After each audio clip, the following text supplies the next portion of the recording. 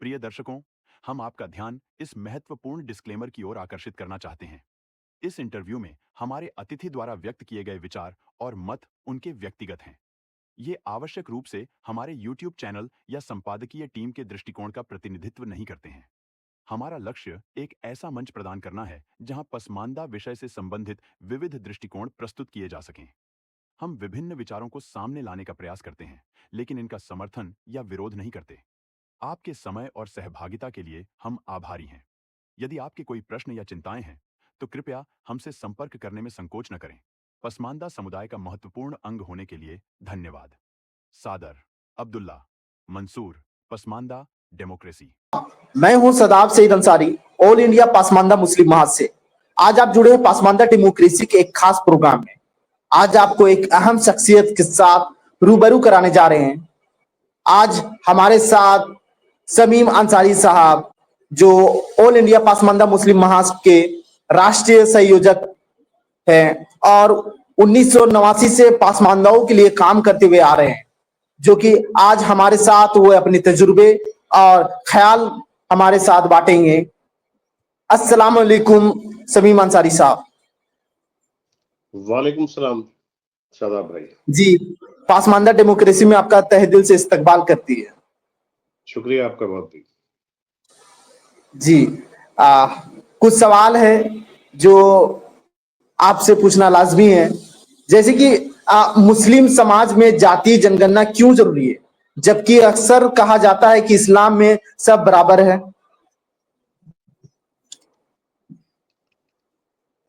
देखिए, मुल्क के अंदर मामला हिस्सा बंटवारे का है।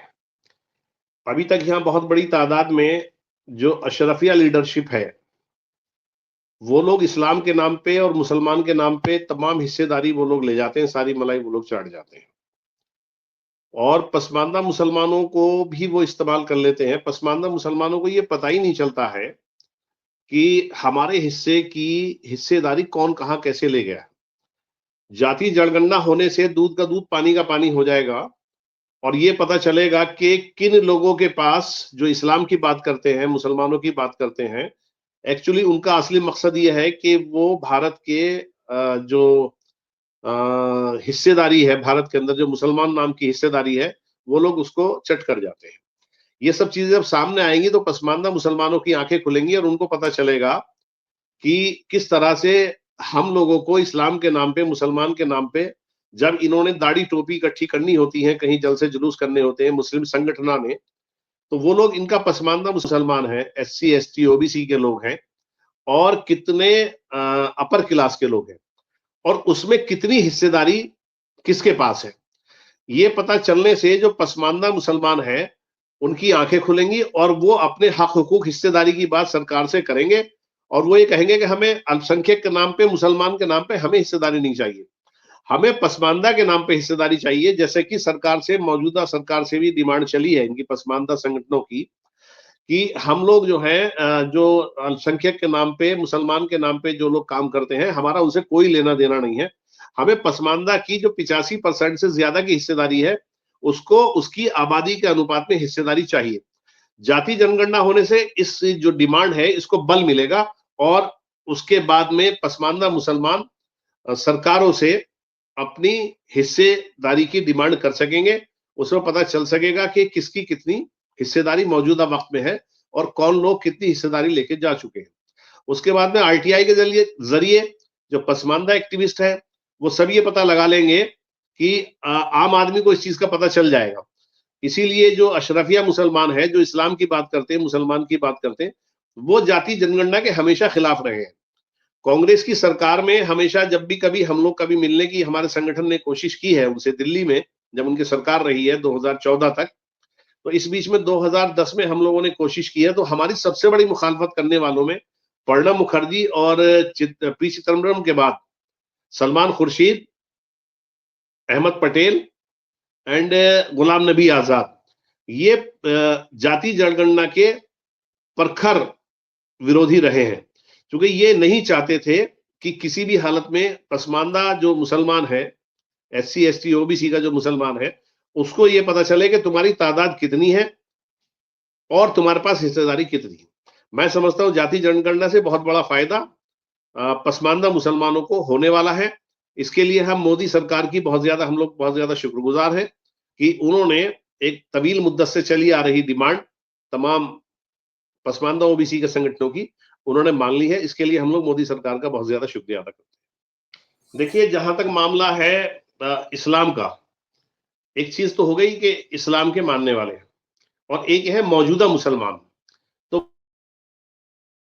नहीं, ये हमेशा से जब इनकी मुगलों की सरकारें यहाँ रही हैं या जो इस्लाम के मानने वालों की मुसलमानों की सरकारें रही हैं, उनकी पूरी कोशिश ये रही है, उसी वक्त पूरी कोशिश ये रही है कि जो पसमानदा मुसलमान भारत के मूल निवासी हैं, उन लोगों को हिस्सेदारी ना मिले। ठीक है, ये उन लोगों की कोशिश रही है।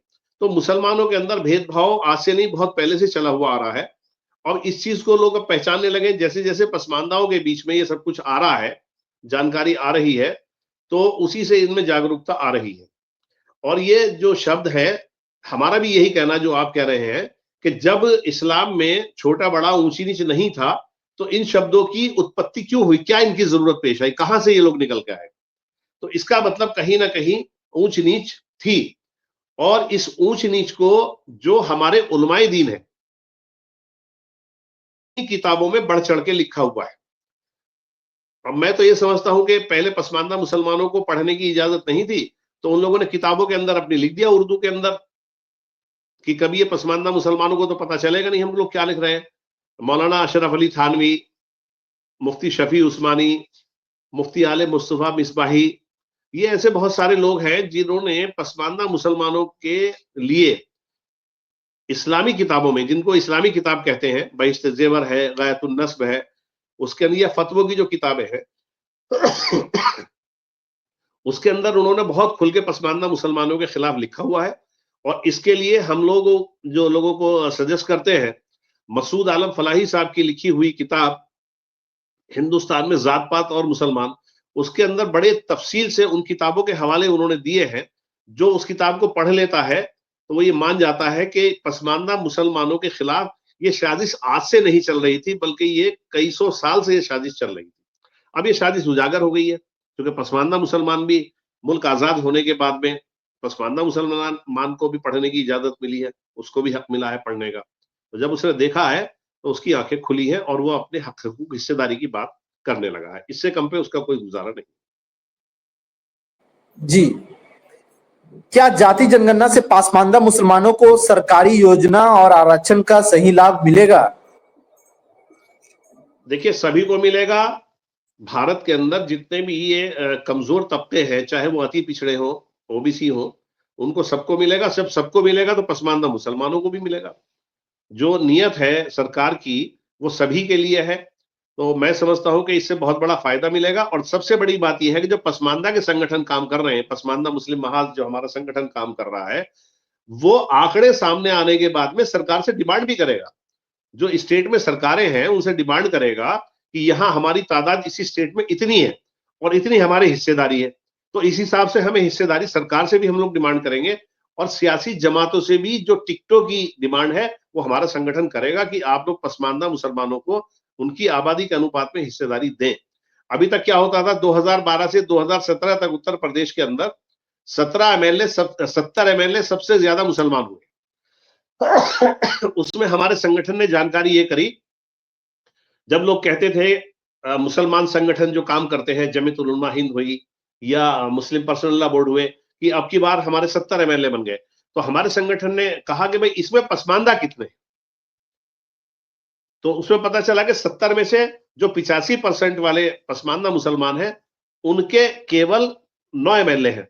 जब हम लोगों को इस बात का पता चलेगा कि हमारी हिस्सेदारी बहुत कम है, तो हम सरकार से भी और सियासी जमातों से भी हम लोग हिस्सेदारी की अपनी डिमांड करेंगे कि हमारी आबादी के अनुपात में हमारी हिस्सेदारी हमें दी जाए।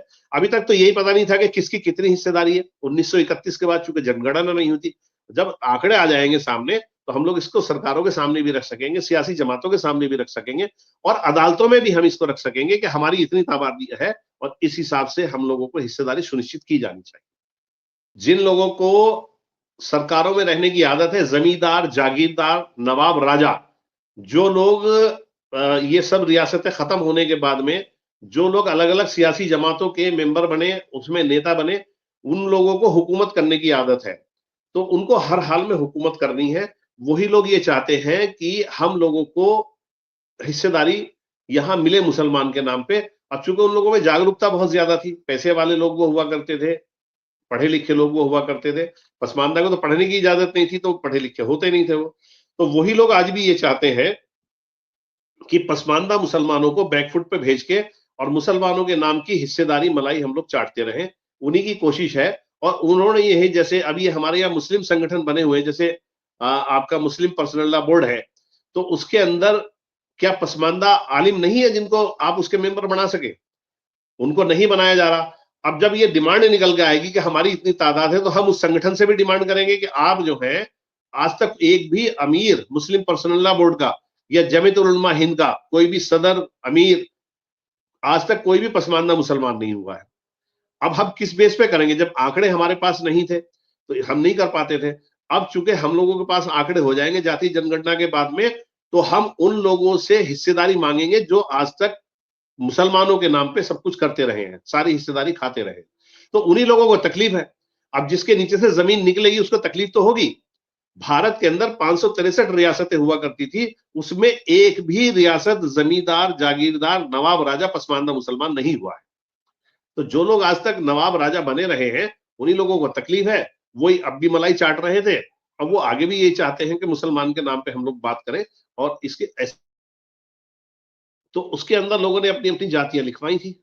उसके बाद में अभी जो 2023 के अंदर यहाँ बिहार के अंदर हुआ है, जो नीतीश कुमार जी ने करवाया था, तो वहां भी इस तरह के फतवे जारी किए गए फुलवारी शरीफ वगैरह से कि आप लोग जाति की जगह पे अपना ये लिखवाइए।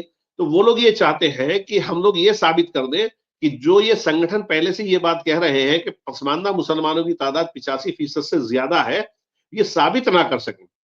और उन लोगों की पूरी कोशिश थी और आगे भी रहेगी कि जो हमारे गरीब, कमजोर, अनपढ़ तबके हैं गांव के, देहात के, उन लोगों की जो जाति है, वो लोग या तो अपर क्लास की जाति लिखवा देंगे या उसको मुसलमान लिखवा के हम लोगों की जाति कम करने की पूरी कोशिश करेंगे। लेकिन अभी से हमारे संगठन बहुत ज्यादा है जगह जगह पे, और ये गॉड गिफ्ट है हमारे लिए। जो मोबाइल है, ये हम लोगों के लिए, पसमानदा मुसलमानों के लिए गॉड गिफ्ट है। अब इस बात को हम आम आदमी तक पहुंचा सकेंगे। हमारा पूरा प्रयास होगा कि जो जिस जाति का, जो जिस बिरादरी का है, उसकी वो लिखी जानी चाहिए। और जो सही, ये लोग कोशिश करेंगे कि ये हम लोगों की तादाद, अपर क्लास के मुसलमान हैं, उनकी तादाद ज्यादा लिखी जाए। तो हम समझते हैं कि उसके अंदर हम लोग अब की बार में कामयाब हो जाएंगे, इसके नेटवर्किंग की वजह से, कि हमारे आम आदमी तक ये बात पहुंच जाएगी। क्योंकि हमारे आम आदमी, वो चाहे अपनी बिरादरी लिखे या न लिखे, लेकिन उसको पता तो है कि मेरी जात कौन सी है, मेरी बिरादरी कौन सी है, उसको जानकारी तो है। तो इसका बहुत बड़ा फायदा पसमानदा मुसलमानों को पहुंचने जा रहा है, और उन लोगों को इसका नुकसान होगा जो अभी तक मुसलमानों के नाम पे सारी हिस्सेदारी चट कर रहे थे, उनको नुकसान होगा इस चीज से।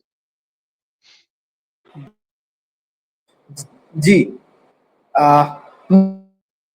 जाति के टाइम पे नकारते हैं कि मुसलमानों में कोई जाति नहीं है, कोई भेदभाव नहीं है। काउंटिंग होने के बाद वो अपने असली रूप में आ जाते हैं। हमें किस बिरादरी के आदमी ने कितने वोट दिए हैं, किस बिरादरी के आदमी ने हमको वोट नहीं दिए। दूसरी बात यह है, वो भाग नहीं सकते। अगर वो भागना भी चाहेंगे तो जो उनके आलिम दीन ने जो किताबों के अंदर जो लिख दिया है, उसको कैसे मिटाएंगे वो। अभी एक फतवा जारी हुआ था वहां से, मुफ्ती आले मुस्तफा मिसबाही ने घोसी जिला मऊ से फतवा जारी किया था। एक फकीर के लड़के ने शेख की लड़की से निकाह कर लिया था, तो उन्होंने फतवा जारी किया था कि शेख की लड़की से फकीर के लड़के का निकाह हो ही नहीं सकता। तो जब ये फतवा जारी इस तरह का करेंगे तो कैसे इसको भागेंगे? उन उलमाए दीन का क्या करेंगे? क्या उसकी तरदीद की है उन्होंने? क्या उन्होंने भर्त्सना की है उसकी? वो नहीं कर पाएंगे किसी भी हाल।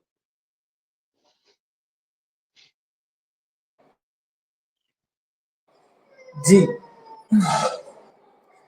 क्या क्या पासमानदा मुसलमानों को उनकी जनसंख्या के अनुपात में राजनीतिक प्रतिनिधित्व मिलता है? देखिए, अभी तक तो नहीं मिलता है, अभी तक तो नहीं मिला है। अब इसमें सब कुछ क्लियर हो जाएगा जाति जनगणना में कि कौन कितनी अपर क्लास के कितने लोग हैं और उनके पास कितनी हिस्सेदारी है। पसमानदा की कितनी तादाद है और उनके पास कितनी हिस्सेदारी है। जैसे कि हम लोग यहाँ देखते हैं, अभी भी जैसे देख लीजिए, लोकसभा के अंदर, राज्यसभा के अंदर जो मुसलमान मेंबर है, उसमें मैं समझता हूं कोई एक आध अगर होगा तो होगा पसमानदा, वरना तो कोई पसमानदा जल्दी से उसके अंदर नहीं है। ये लोग टिकट ही नहीं देते हैं। ये लोग ये समझते, ये जब जाके वहां भीड़ दिखाने में ये लोग कामयाब हो जाते हैं, और हमारे लोग जो है दाढ़ी टोपी लगा के भीड़ इनके साथ में इनके पीछे पड़ जाते हैं, इनके उलमाए दीन के, क्योंकि ये बात करते हैं इस्लाम की। जब सियासी बात करते हैं तो सियासी बात में भी ये लोग इस्लाम की बात करते हैं, तो हमारे लोग इस्लाम के नाम पे इनके साथ में चले जाते हैं, और ये लोग भीड़ दिखा के अपना उल्लू सीधा करने में कामयाब हो जाते हैं। उसको बड़ी भारी तादाद में उस पे अंकुश लगेगा। इनको हिस्सेदारी इनकी कम होगी, और मैं समझता हूं कि अभी तक जो पसमानदा मुसलमान है, उसको उसकी आबादी के अनुपात में कहीं कोई हिस्सेदारी नहीं मिली है।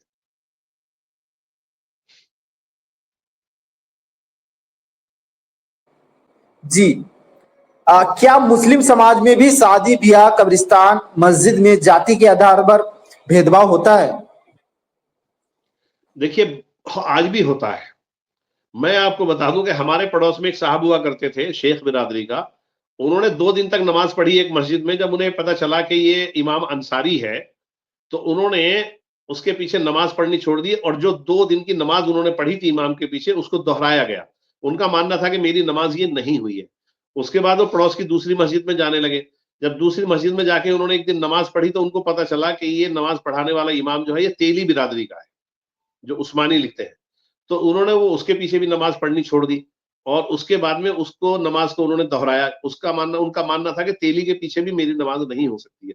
उसके बाद वो जब तक जिंदा रहे, या तो उन्होंने अपने घर नमाज पढ़ी, अगर मस्जिद में आए हैं तो ऐसी मस्जिद के अंदर आए हैं जहां इमाम अशरफिया है, अपर क्लास का है, वहां वो लोग गए हैं। इसके अलावा हमारे यहाँ एक कब्रिस्तान हुआ करता है 1843 करके, उसके अंदर वहां आसपास में अपर क्लास के जो जमींदार जागीरदार लोग हुआ करते थे, तो उनके अलावा वहां पसमानदा मुसलमान कुम्हार बिरादरी के, और अंसारी, तेली और फकीर बिरादरी के 4 लोग हुआ करते थे। उन्होंने वहां उसके अंदर 4 दीवारी कराई। 4 दीवारी जब कराई तो सब लोग जो उसमें तदफीन कर रहे थे, सब उसके अंदर शरीक रहे। 4 दीवारी होने के बाद, गेट लगने के बाद उन्होंने ताला डाल दिया, और फकीर बिरादरी के एक आदमी का जब इंतकाल हुआ, तो उन्होंने उसमें कब्रिस्तान में उनका तदफीन बंद कर दिया। उन्होंने ये कहा कि पसमानदा मुसलमानों के यहाँ दफन होने से हमारे जो बुजुर्ग हैं उनको तकलीफ होती है। दूसरी बात, उन्होंने कहा कि हमारी जो औरतें हैं जमीन के अंदर, उनकी बेपर्दगी होती है, इसलिए हम उसको तदफीन नहीं होने देंगे। तो कई जगह इस तरह की देखने के लिए मिलता है कि इनको पसमानदा मुसलमानों को वो लोग तदफीन होने नहीं देते हैं। ये कई जगह देखने के लिए आया है। जी। क्या जाति जनगणना से मुस्लिम समाज में छुपे हुए भेदभाव और असमानता सामने आएगी? बिल्कुल आएगी असमानता सामने, फिलहाल तो आनी है। उसके बाद में जब असमानता जो अभी तक चली आ रही थी, जो असमानता जो चली आ रही है, वो तो बिल्कुल सामने आएगी। भाई, असमानता का मतलब यही तो होता है कि जो आपने अपने संगठन, जैसे हम लोग कोई सरकार से डिमांड करते हैं। अब जैसे हमारे यहाँ बड़े संगठन, मुस्लिम पर्सनल लॉ बोर्ड है, मिल्ली काउंसिल है, जमीयतुल उलमा हिंद है, तो इसमें भी तो पता चलेगा ना। अब हम लोगों को जब सवाल हम लोगों को करने लगेंगे, जब सरकार से हम लोग सवाल करेंगे, तो इन जमातों से भी हम लोग सवाल करेंगे कि आपके कुल कितने मेंबर हैं और उसमें कितने पसमानदा है। तो असमानता तो होती चली आ रही थी। इससे मैं समझता हूं कि आगे चल के इससे असमानता, जनगणना होने के बाद में असमानता दूर होने की प्रबल संभावना है, ऐसा हम लोग मानते हैं। देखिए, पहले बात ये हुआ करती थी कि जो पसमानदा मुसलमान थे वो बेइंतहा कमजोर हुआ करते थे, तो वो अपनी जाति को नहीं बताया करते थे, छुपाने की कोशिश किया करते थे। हमारे यहाँ आज भी बहुत सारी जो कम तादाद वाली बिरादरियां हैं, जातियां हैं, बहुत कम तादाद वाली, वो अपने नाम के आगे अशरफिया नाम लगाना पसंद करते थे। लेकिन जब से ये मंडल कमीशन आया है, मंडल कमीशन के आने के बाद में 1990 के बाद में ये तब्दीली आई है। अब हमारे लोग ज्यादातर ऐसे हैं कि या तो वो अपनी जाति का नाम लिखते हैं, या वो कोई नाम नहीं लिखते, अहमद मोहम्मद से काम वो चला लेते हैं। पहले लोग बहुत ज्यादा इस तरह से अपनी जातियां छुपाया करते थे, लेकिन अब धीरे धीरे जैसे जैसे पसमानदा मुसलमानों में जागरूकता आ रही है, तो वो अपना नाम छुपाने के लिए तैयार नहीं है। मेरे यहाँ एक गेट एक साहब ने बनवाया, उस पर मुन्ने खां उन्होंने लिखवाया, तो मैं उनको जानता था कि जिन्होंने गेट बनवाया है स्कूल का, कॉलेज का, ये मुन्ने खां जो है ये खां साहब नहीं है, बल्कि बिरादरी के तेली है। तो मैंने उनको कहा कि आपने मेन रोड पे आपकी गेट बनवा दिया है, तो इसमें जो यहाँ से खान साहब निकलेंगे इस मेन रोड से, तो वो तो खुश हो जाएंगे हमारे किसी बिरादर ने लिखवाया है। आपके जो बिरादरी के लोग हैं वो तो खुश नहीं होंगे इसे देखने पढ़ने के बाद में। तो उन्होंने अपने नाम के आगे उसके बाद मुन्ने खां उस्मानी उसके बाद उन्होंने लिखवाया। तो इसमें जागरूकता तो आ रही है, और जागरूकता आने के बाद में हम समझते हैं इससे बहुत बड़ा फायदा पसमानदा मुसलमानों को होने वाला है, और एक पसमानदा मुसलमानों की एक अलग पहचान बनेगी, और तमाम पार्टियों को पसमानदा नाम से एक अलग डिपार्टमेंट बनाना पड़ेगा, ऐसा हम लोग मानते हैं। जी, क्या राजनीतिक दल मुस्लिम समाज की जातिगत हकीकत को छुपाकर सिर्फ वोट बैंक की राजनीति करते हैं? अभी तक तो यही होता चला आया है, अभी तक तो सिर्फ ये होता चला है। ये लोग ये कहते हैं एक ही सफ में खड़े हो गए महमूद अयाज, ना कोई बंदा रहा ना कोई बंदा नवाज। सारे मुसलमान जब कभी बात आती है तो ये कहते हैं सारे मुसलमान एक प्लेट में खाना खा लेते हैं, एक गिलास में पानी पी लेते हैं, लेकिन जब हिस्सेदारी देने का नंबर आता है तो इनको पसमानदा मुसलमान फिर नजर नहीं आता बिल्कुल भी। इनको सब अपने भैया भतीजे ये सब नजर आते हैं। मैं आपको बताऊं, जब ये 1946 के अंदर जब चुनाव पहली बार दूसरी बार हुए थे बिहार के अंदर, तो उसमें अब्दुल कय्यूम अंसारी 6 एमएलए बनाने में अपने कामयाब हो गए थे। बाद में उन्होंने कांग्रेस के अंदर अपनी पार्टी का मोमिन कॉन्फ्रेंस का विलय कर दिया था गांधी जी के कहने से। तो उस वक्त में अबुल कलाम आजाद यहां से गए थे सदाकत आश्रम के अंदर सरकार बनाने के लिए। तो उन्होंने जो 6 एमएलए वाले अब्दुल कय्यूम अंसारी साहब थे उनको काबीना में मंत्री नहीं रखा, बल्कि उन्होंने अपने रिश्तेदार शाह उमेरा जो एमएलए बने थे कांग्रेस से, उनको उन्होंने मंत्री पद दिया। जब ये बात दिल्ली में बैठे हुए सरदार पटेल जी को ये बात पता चली कि काबीना के अंदर अब्दुल कय्यूम अंसारी जी का नाम नहीं है, तो उन्होंने नेहरू जी से मिलके और गांधी जी से मिलके कहा कि इसकी बिहार की काबीना का जो गठन होगा वो दिल्ली के अंदर होगा, बिहार के अंदर नहीं होगा। और उन्होंने कहा कि बिना अब्दुल कय्यूम अंसारी के कोई भी किसी भी हालत में काबीना बिहार की अधूरी रहेगी, इसलिए उनको शामिल किया जाए और उनको मंत्री बनाया गया। तो देखिए ये लोग तो पूरी कोशिश यही करते हैं कि इनके अपने लोग मुसलमान के नाम पे इनके अपने लोग आगे आए, और जो भारत के मूल निवासी हैं, जो भारत के असली रहने वाले हैं, उन लोगों को हिस्सेदारी ना मिले। ये विदेशी आक्रमणकारी जो मुसलमान हैं, जो अशरफिया मुसलमान जिनको कहा जाता है, जो मुगलों की चंगेजियों की औलादे हैं, इन लोगों का पूरा प्रयास ये रहता है कि हम लोग मुसलमान की बात करके, इस्लाम की बात करके और सारी हिस्सेदारी हम लोग ले लें, और पसमानदा मुसलमानों को बैकफुट पर रखा जाए, इनको पीछे धकेला जाए। इनकी ये पूरी कोशिश रहती है। जाति जनगणना होने के बाद में पसमानदा मुसलमानों की आंखें खुलेंगी, और जब उनकी आंखें खुलेंगी तो वो अपनी हिस्सेदारी अपने आप सरकारों से ले लेंगे। नाजरीन से भी दरखास्त है कि आप हमारे अगर नए नाजरीन नए व्यूवर्स हैं तो कृपया चैनल को सब्सक्राइब करें, और तमाम व्यूवर से आग्रह है कि वो वीडियो को लाइक करें, शेयर करें, ताकि इस तरह की मालूमाती वीडियो आप तक पहुंचते रहेगी इंशाअल्लाह। अभी के लिए शब खैर, अलविदा, अस्सलाम वालेकुम। शादाब भाई एक बात जी मैं यहाँ ये कहना चाहूंगा कि जो एनडीए की सरकार है जी और जी उसके सहयोगी दल है, खास तौर जी से अपना दल, मैं उन लोगों का भी बहुत ज्यादा शुक्रगुजार हूं कि वो सरकार में रहते हुए वो जाति जनगणना की बात हमेशा करते रहे हैं। नीट वाले मसले में भी उन लोगों ने, अपना दल ने अपनी बात को उठाया था, अनुप्रिया पटेल जी ने, आशीष पटेल जी ने, और मोदी जी ने उनकी बात सुनी, इस बात को रखा गया। मैं एनडीए की सरकार का, मोदी जी का और उनके तमाम जितने भी उनकी सियासी जमातें, उनके सहयोगी दल है, मैं आपके चैनल के माध्यम से मैं उन सभी का बेहद शुक्रगुजार हूं कि उन लोगों ने जाति जनगणना करा के ये तमाम पसमानदा मुसलमानों के ऊपर बहुत बड़ा उपकार किया है। मैं उन सबका बहुत ज्यादा शुक्रगुजार हूं आपके चैनल। बहुत बहुत शुक्रिया समीम अंसारी साहब, आप अपना कीमती वक्त देने के लिए हमारे साथ। अभी के लिए